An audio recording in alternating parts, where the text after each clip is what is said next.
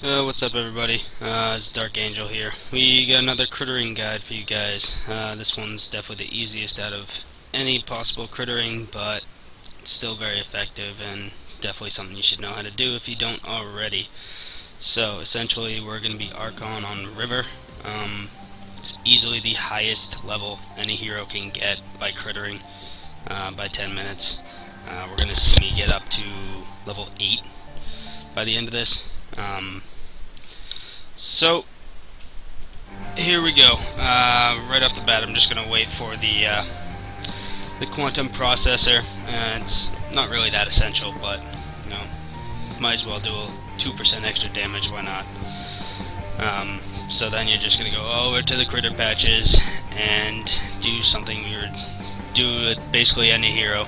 We're just gonna pull to the cannons, just these top two closest to your base.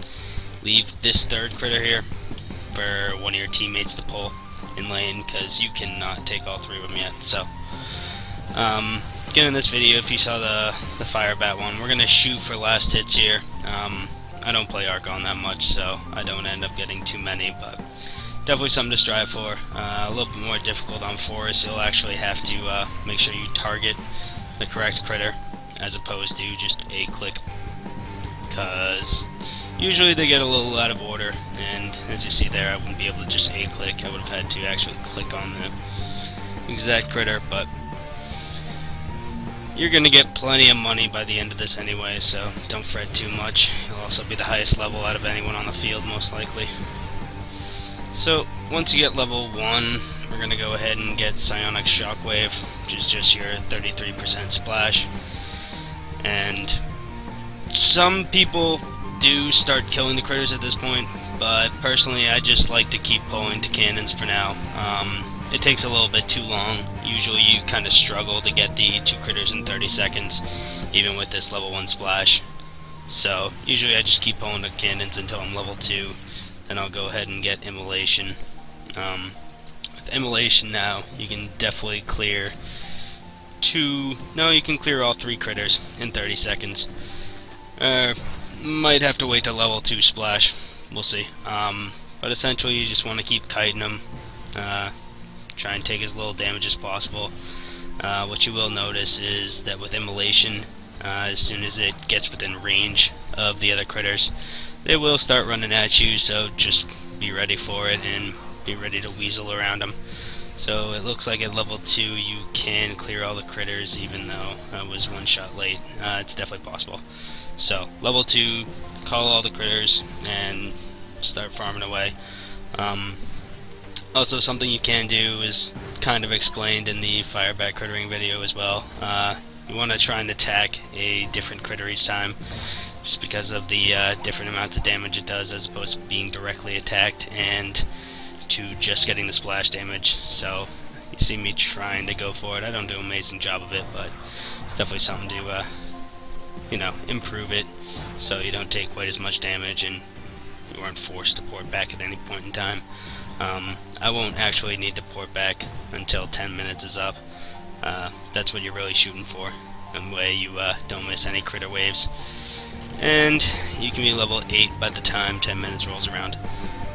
Also, when you are pulling this first one and then the second one comes along, make sure that you kill all the ones from the first critter patch, because if you try to drag them all the way around to the third one, they'll start running back and running away, and it will mess up your timing, and you'll lose 3 critters. You'll lose 36 experience.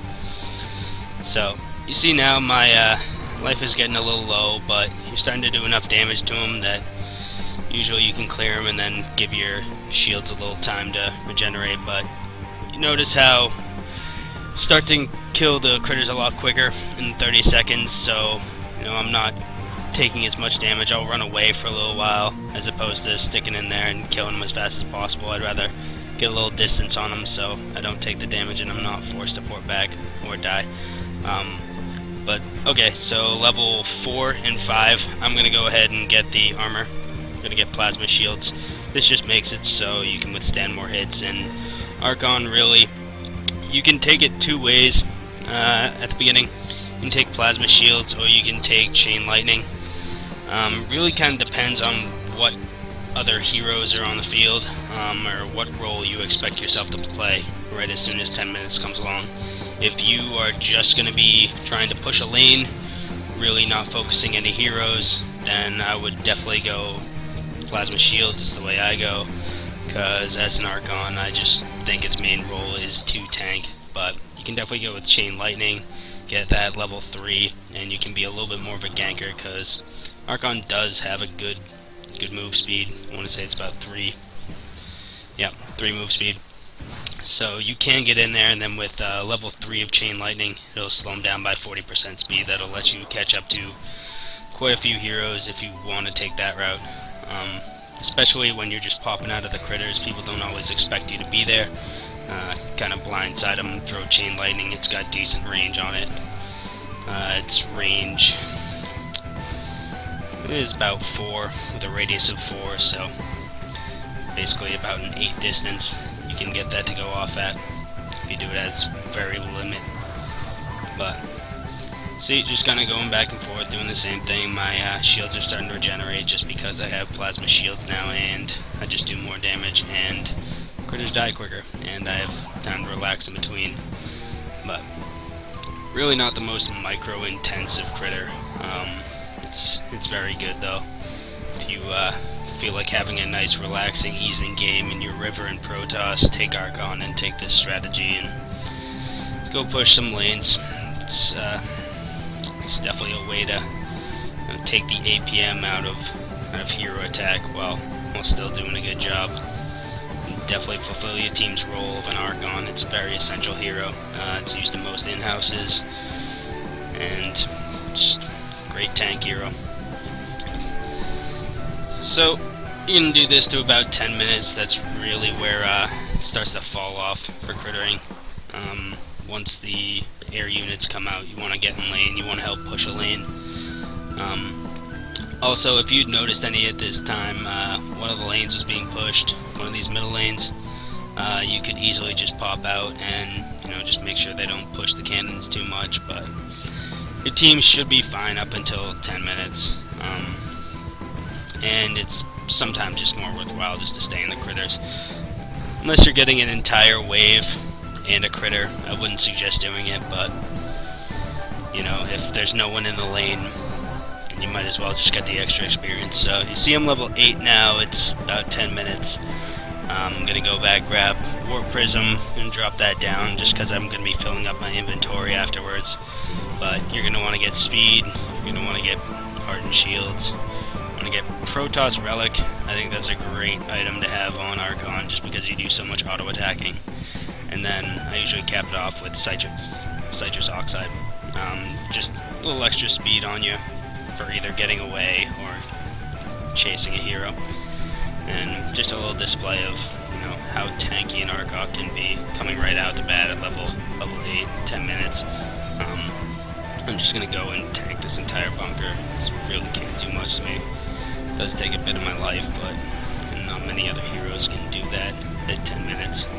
Usually everyone's still dodging around the cannons and the towers, but not an Archon. Not an Archon that's been crittering. You can just sit there, just taking a bath, soak up all the damage. But yeah, after Plasma Shields, I generally go Chain Lightning. I don't use Power Overwhelming.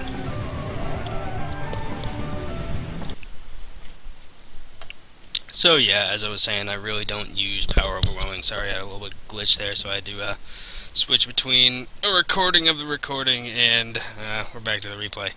But Power Overwhelming really kind of doesn't give that much. It used to be a lot better for escapes, but it's not even that good for that anymore. So I usually just hold off, and I just use Chain Lightning because it's actually reasonable for the amount of energy that an Archon has, as opposed to Power Overwhelming, which is it's 80 energy, which is 4/5 of your energy. But that's about it. That's Archon. And that's another Herb Derp Crittering guide. Hope it helps. Until next time.